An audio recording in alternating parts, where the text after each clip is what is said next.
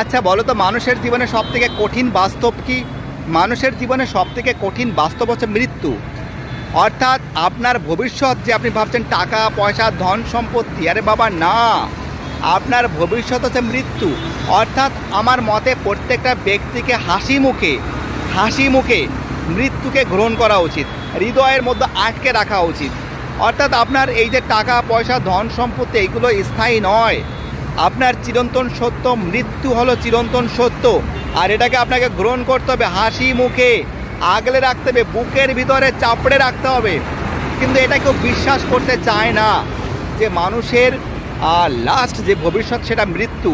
আর যখন সে বিশ্বাস করে তখন আর সময় থাকে না।